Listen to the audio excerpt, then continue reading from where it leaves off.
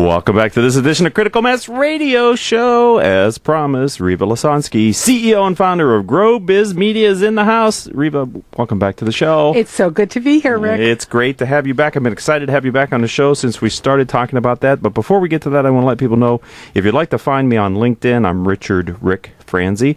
CEO Peer Groups is my Twitter handle, CEO Peer Groups. And on your favorite podcasting software, type in these 4 words, Critical Mass Radio Show. And that way you won't miss any of our weekly shows aired live here on octalkradio.net. And don't miss our YouTube channel, which is simply titled Richard Franzi, Franzi. Our show has reached over 170,000 listeners with our podcast since we started in 2009. All right, so you're widely recognized as a small business expert and advocate. And as an author and a former editorial director, you've worked with small business owners for more than 30 years. CEO and founder of GrowBiz Media, I'm so glad to have you back. Tell me, what's going on as far as top trends for small business this year? What are you seeing? Well, I think what we're really seeing now is, I think we may have talked about it last time, is mobile. Mobile marketing is so crucial, and some business owners have gotten the message and gone with the program, but so many have not. And they're really, if you have any type of business, it's not just for retailers or restaurant owners. Every single business needs to have their website optimized for mobile and their emails optimized for mobile. The numbers here are astounding about how many people, their first look at email is on their phone, and only 11% of small businesses' emails, marketing emails, are optimized for mobile. And the numbers are, if they see it and they can't read it, it's gone. They don't wait till they get home or get to work with their desktop. So they're not forgiving. They're not forgiving. I have the wrong form factor to read their message. I must check it on my desktop. They do not care. It's like, okay. Right. Okay. I mean, think about it. Think about as a consumer. I always say this to business owners. You know, you're a consumer too. You're a person. Look at when you go to the grocery store or any store. Look at, you know, when you're in a coffee shop, when you're at a ball game, everybody's looking at their phone. Right. It's their first line of communication. And if you are not communicating through that device in a way that's optimized for basic reading on that device, they're just not going to see your message.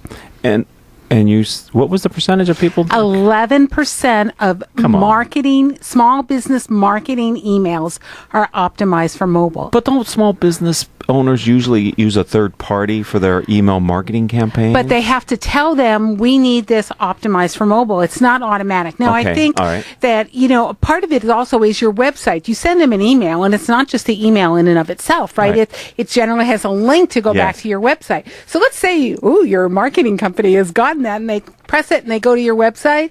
It doesn't go through. So now the numbers here are even really bad. About a third of people who go to a website that's not optimized for mobile on a mobile device, they remember who you are and will never click on one of your links again, ever. Wow, no it's like you burned their fingers. Right. They just, you know what? You've caused me physical pain. Right. Like, it's like Pavlov, right? I think they just think that if you're so behind, they don't want to do business with you.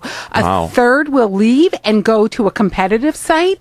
They're just looking for what they're looking for, and if you don't have it, they want it now. They're going to go find somebody who has it, and a third of people will just don't care. They'll abandon the transaction altogether. Wow, so you burned them out completely on the whole idea of what they were about to do. They're looking for. You know, last year, correct me if I'm talking with Rieva Lesonsky, by the way. Correct me if I'm wrong, but it seemed like a year ago Google was really forcing people to have these responsive. You had to create this mobile capability on your platform, or you were. Well, yes. I mean, Google. And I'm not a big Google fan by any means, but they were really helpful in this regard. What they said was it was last April, where a penalty went into effect that if your website was not optimized for mobile, if somebody on a mobile search looked for your site, they penalize you, not overall on Google, but they penalize you on mobile searches.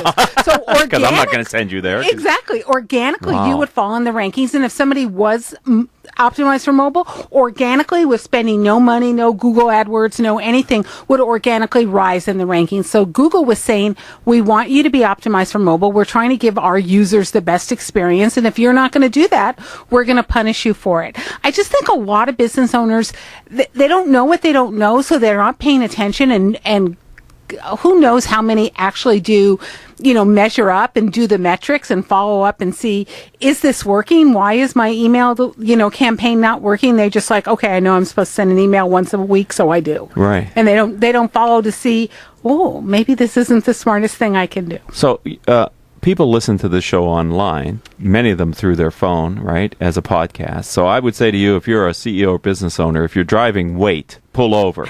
But you may want to look at your website, first of all, make sure it's responsive, mobile, optimized. And secondly, get one of the emails that you send to your prospects and see how you feel about how it works with you, right? Exactly. This is a real simple thing to figure out if you're part of that 11% or not. Exactly. I was at, 2 years ago, I was at a big conference held by SCORE. And I was saying this very thing, that people aren't. And I said, and how many of you have your website optimized? And not that many people, but some people held their hands. And then a guy came up to me afterwards and said, I was one of the ones who said, I raised my hand, and then I went to my website on my phone, and I'm not. Wow. And he goes, I'm really embarrassed. Right. I thought I was. I'm going to get this fixed. How valuable for him, though, Yeah. right? Yeah, well, Right. It helps. Right. But everybody should do that. Take your phone, go to your website, have him open one of your emails and see what it looks like. See and what it that's looks what like. consumer. And don't forget, you have to check all platforms. There are things that. Really? You know what? A phone's not a phone anymore? A laptop's not a laptop? It's not phone platforms, but browser platforms. There are things my that God. will not show up. Maybe it's just it's actually on my desktop too. So that's important that I'll get things. So I have an Apple, and if I open an email, it automatically will open in Safari. And there was some people who were sending me stuff, mainly PDFs, that I'd get it and I'd open it and it was all gibberish, just complete gibberish. And I thought, this was actually from Wells Fargo, and I thought, Wells Fargo would not send me this. This seems really unprofessional. So on a whim, because I don't know anything really about computers, I just cut and paste the link and put it into Chrome, and it opened beautifully. So, wow. So you have to make sure that, that whatever you're doing works on Chrome, Safari, Mozilla Firefox, and the new Microsoft Edge. And you just have to make sure it does. Or otherwise, again, people aren't going to be seeing your messages. Yeah, I thought Internet Explorer was dead, but you can't help if you're a Windows 10 user not to be bludgeoned with Edge, and they're really trying to make a hard push behind that platform. Yes. So I guess. And actually, 10 is a beautiful platform, I have to say that. And we're not here to talk about technology, but we're here to talk about small business and GrowBiz Media and Rieva Lesonsky. So we've got about 3 minutes until the next commercial break, and I wanted to start a conversation about content marketing. Can we start it in 3 minutes? Yes, we can. Okay. Do it.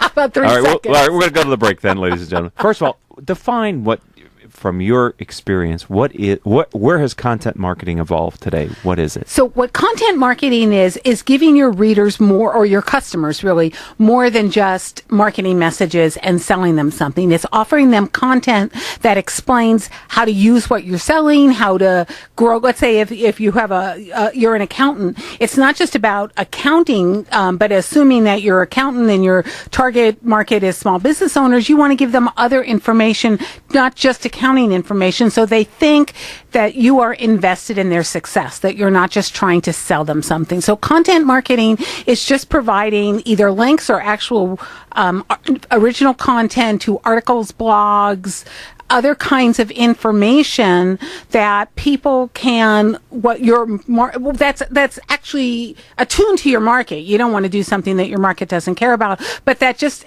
sort of makes you look like an expert and makes you look like you're invested in their success. Like maybe a podcast? Like maybe a podcast. It is. It's content. Podcasts, everything like that. It's just social media. A lot of it is considered content because you're helping educate somebody. You're making them smarter at whatever it is that they do.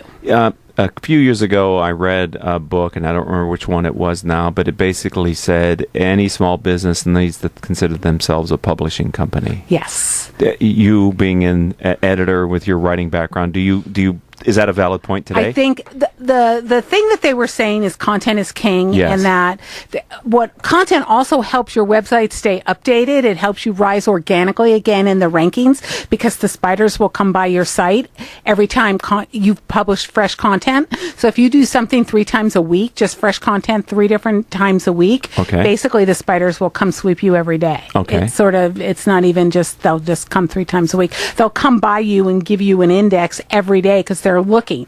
If you do it less than that, they'll come by when they hear the ping, but if you're pretty regular at it, they'll just come by. It's like the neighborhood cat coming by looking for food. Yeah, you're training the spiders. You're training those spiders to come by your site. That's such a terrible thing. Like, people don't like spiders. Why? I know. They should have used something cuddly like puppies. The puppies will come by. Yeah.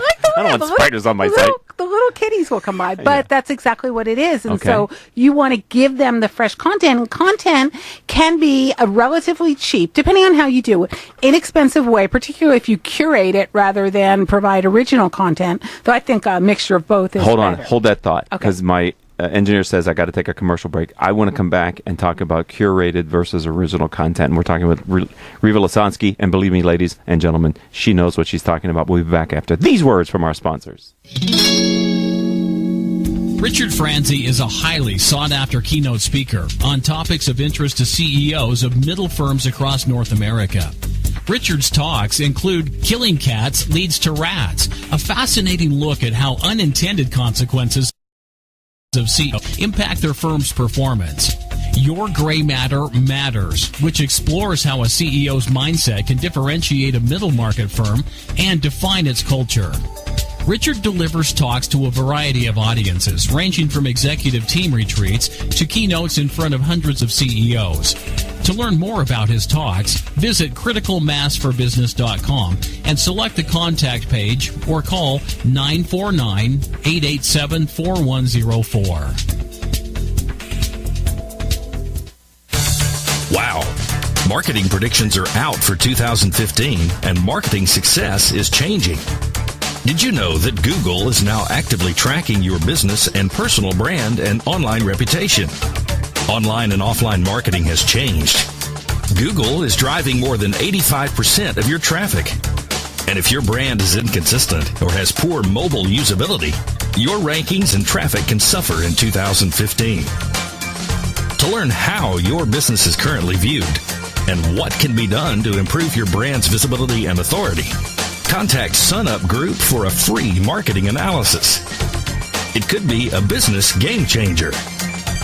Visit www.sunupgroup.com today or call 877-609-3840, extension 700. Imagine what it would feel like to lose everything. Your job, your home, your family, your dignity. This has happened to thousands of the men, women, veterans, and young adults we serve at Working Wardrobes. What do we do to help? We provide career development services, life skills workshops, job skills training. We provide the perfect interview outfit, and we get clients placed in jobs. Call Working Wardrobes, 714-210-2460. Donate, volunteer, invest, hire. And welcome back to this edition of Critical Mass Radio Show. I am your host, Rick Franzi, and my good friend and mentor, Rieva Lesonsky, is here. She is the CEO and founder of GrowBiz Media, and we're talking about content marketing. Before we get back there, I just want to let you know that anytime you can listen to Critical Mass Radio shows on podcasting platforms like iTunes, Stitcher, Spreaker, several hundred former guest websites whose CEO have been on our show, and the company's put the interview on their website somewhere. As I said earlier, since we started the show in 2009, we've reached over 170,000 listeners, many of those by the good graces of Rieva and her people that follow her. Simply type in Critical Mass Radio Show into your podcasting software to find our weekly updates, which we air live here on octalkradio.net. Okay, so could you define the term curated content? So curated content is articles, blogs that you don't write yourself, but someone else has written. Now, you can't copy it, but you can link to it. So it's about going out there, finding information that you know your customers, your potential customers want to read, and introducing it with, if you have to, you could just link to it and it doesn't matter, but that won't count for Google. So why waste your time? Right. So you have to introduce it with probably 200 words. I mean, they don't release the exact formula. So I think to be safe, introduce it with a 200-word introduction of what you're saying. So it can be, I read this article last week in the New York Times, and it was really helpful if you are, let's say you're a hair salon owner, and it's really helpful that showing up the new spring styles. Check it out. And I don't know how many words that was, but you want to stretch it to about 200, 250 words, and then just put a link to the article in the New York Times, and that's curated content. And so anybody can do it. You know, if you're a hairdresser, you probably don't have time to sit and write a lot of original content. So, but there's a ton of stuff you can link to from newspapers, from magazines, and then what a lot of business owners overlook is content from your suppliers. Again, you're a hairdresser. You may get an email from a new hair color has been released. Right. So you might just want to edit that a little bit so your customers understand it. They may use terms that you would understand, but the customer wouldn't. Right. So you just edit it, or you just leave it as it is and link to it, and just say you can edit it. You can take parts of that, cut and paste it, as long as you attribute it to, like, this came from Revlon, and put a link to Revlon in that thing. And then all of a sudden people come to your site and it's like, oh, look at this new hair color. So when they'll show up at your salon, they're a little more educated, and they feel again that you have their back. Thank you for that. And she just defined curated content. Do you find that customers value the content even if they don't read it? I mean, if they just sort of know you're putting the effort out, do you get any brownie points for effort? I think you do, because first of all, your site looks more robust. It looks like, again, going back to that, update your site at least 3 times a week. So even if someone's not reading it, if they come to your site and the last update is 3 months old, they're not even sure you're in business, right? It's like, this looks a little shady here. But if you're doing something like just curating content, 3 times a week or so, it looks like, oh, that just was posted 2 days ago. It looks like you're current, you're up to date, you're in business, and you're somebody they want to do business with. And I love your suggestion of going to your suppliers for content, because I would think most of you thinking out there listening to the show right now, CEOs, business owners, you probably have a supply base that you could lean on who's creating educational, informative information. Yes? Everybody does. I mean, people, no matter what industry you're in, somebody is sending you stuff. Even if you're an accountant, right? How many companies out there serve accountants? How many companies out there serve small businesses or serve you because you're serving small businesses? They have content, and your trade association might have content that they're willing to share. So just explore your options and put it up there. It doesn't cost any money to do that. Right. Just and time. a little bit of time. Right. So, Rieva, what is a best practice, or what would you suggest for the busy entrepreneur to be able to get a tool or some way to have this information brought to them rather than having to find it all the time? Are there any ways that they can be served Well, there are information? programs out there, and most of them cost some money. So here's the easiest way to do it. Thank you. Google Alerts. Okay. It sounds so simple, but just go to Google Alert, use the keyword that you want, whatever is relevant to your business, and Google's going to send you information. Google Alert is not just for finding out what's been said about, Rick Franzi. It's about finding out whatever it is you want. So you put in, let's say we'll go back to the hair salon. You can put in hair salon, you can put in hair color, you can put in whatever terms you want, and Google will send you what's current and what's being written about those companies as they happen. So there they are. You just click, you go to the site, you cut and you paste, you're done. So you get an email with links. Exactly. And subscribe. That's a good point. Subscribe to email newsletters in your industry. Okay. Every industry has them. All the magazines, trade magazines, like, again, hair salon. There's a number of magazines that serve the people who cut hair and own salons. Subscribe to their newsletters. There's information in there. It's really neat. They'll send it to you with a link. You click the link, you go to the article, cut and paste. There it is. So write 200 words and you're done. So you've convinced me in this brief time here on Critical Mass Radio Show, Rieva Lesonsky, that there is ample content to be curated. There is. But I think it's also important, you tell me, you're the expert, that you create your own voice and you write your own original content. I agree. I know that it's really hard for small business owners to do that. So let's say you want to aim for this thing that we think Google counts, because we don't know for sure, of 3 times a week of original content.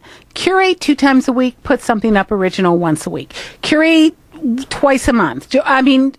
Do original content twice a month if that's all you can do. And again, original content, you're not writing essays like you did back in college or high school. It only has to be about 300 words, and write about something that you think is going to help your customers or help people learn something. And then don't forget, you're allowed to promote. Promotion is not bad, particularly if you're providing them educational content. Nobody minds an occasional, hey, we're having a sale. Right. We have this our new shipment just came in. We have a new chef. Oh my gosh, come look at the dessert that they're making.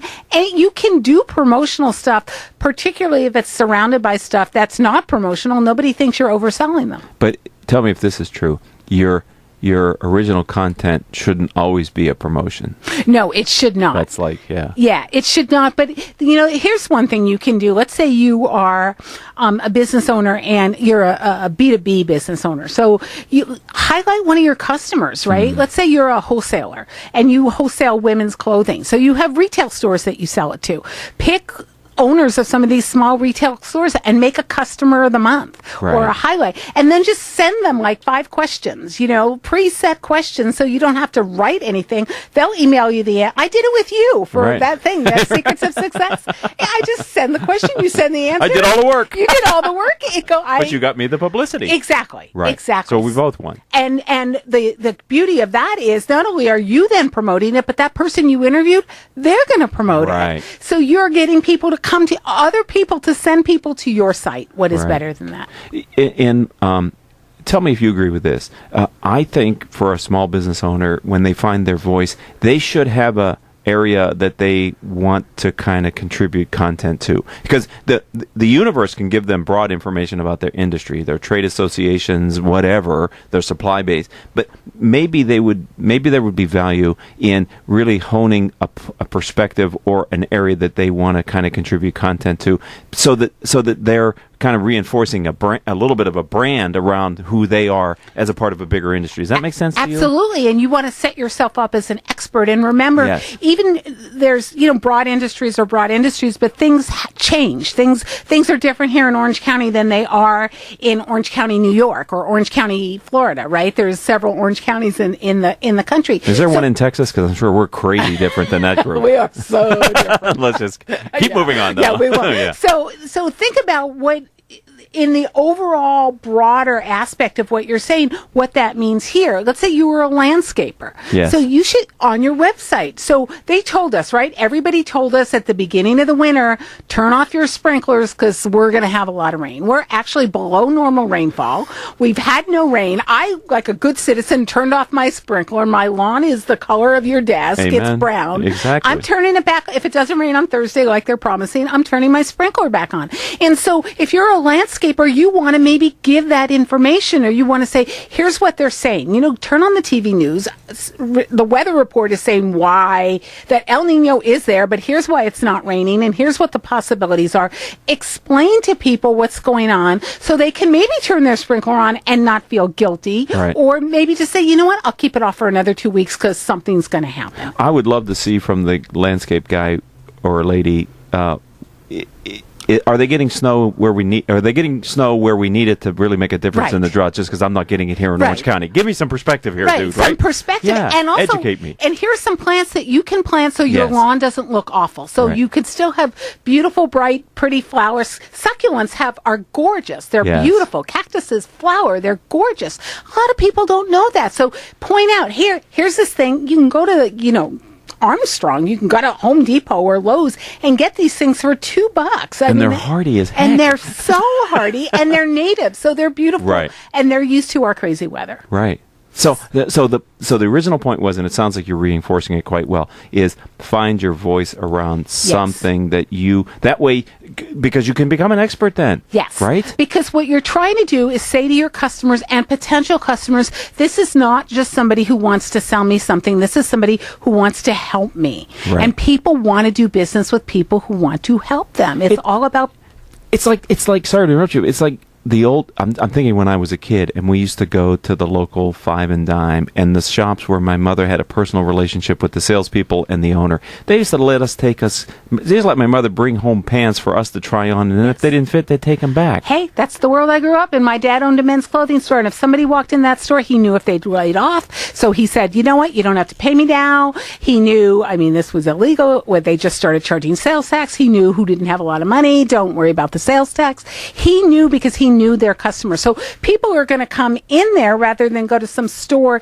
that might be selling the pants for $2 less, but they're not going to get that personalized treatment. And so that's today, we don't have those kind of relationships anymore. So you need to be able to cultivate that online. As anonymous as online can be, it enables you, especially if you collect data on your customers, it enables you to, I don't want to say pretend in a bad way, but it enables you to foster relationships and know things about your customers to help, just like Amazon. Hey, Rick, you really like that book. We saw you bought it. Here's some more that we think you're going to like.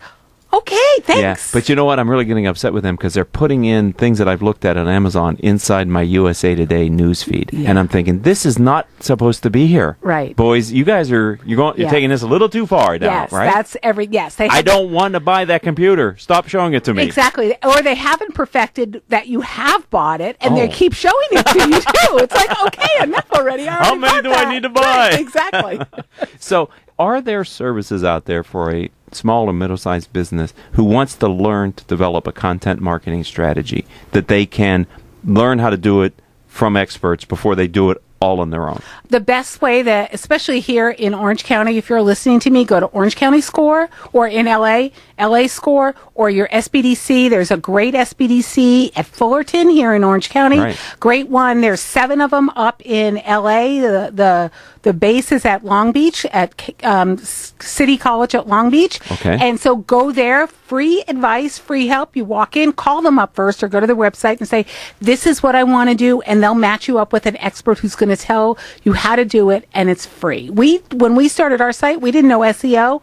We went to the LA SBDC, and we learned all about SEO, and it didn't cost us anything. So I have a minute left with you. What's the future hold for you? What are you going to be doing in a year when I have you back on here? I hope that I have twice as many clients. Okay. And that I'm much more efficient in my use of time management. Okay. So what is a client to you? A client to me, we do a lot of corporate work. We write once a week for Intuit, and we write once a week for AT&T. And so it's a lot of those kind of clients. We have some smaller clients, but basically they're people who are trying to reach small businesses, and we write articles and blogs for their blog for them with our name on it, because again, they're showing their customers, we care about you, we're investing, we're getting expert advice for you. So really, when we all the way back to saying go to your supply base, the big company, you may be writing the content that's coming out through those channels. Yes, exactly. And if someone wants to learn more about what you're doing, how do they find you online? Well, go to smallbizdaily.com. That's our website if you're a small business owner. How do you spell that? Small, SMALL, biz, B-I-Z, daily, DAILY.com. Perfect. Or contact me on Twitter, RIEVA. Are you still active on Twitter? Oh, yeah. So are you finding that to be a valuable use of your time? Yes, but we look at our metrics. We know what, we're looking at what are the best times to tweet, and that kind of thing. Because Twitter's under a lot of pressure now, right? Twitter's under a lot of pressure because Twitter's too stupid to ask the people who like using it why they like it. Really? Yeah, I think we could do a whole half hour on what I think is wrong with Twitter and how they could fix it. Okay. All right. Well, unfortunately, the clock says we're out of time. Darn it. That went so fast. It always does with you. Okay, so this show was brought to you by our advertisers, Center Club, Decision Toolbox, MBN Design, Sunup Group, and Tea & Company. Our engineer for today's show was Paul Roberts. Our producer, is Joan Park, and I'm your host, Rick Franzi. I'd like to thank Rieva Lesonsky of GrowBiz Media to be here today. She shared a lot of good content. Hopefully you will tell your friends about it, and they will listen to the show as well. Don't forget to check out our website, criticalmass4business.com. All the words are spelled out, Critical Mass for Business. Until the next show, I hope all of your business decisions will move your company in a positive direction.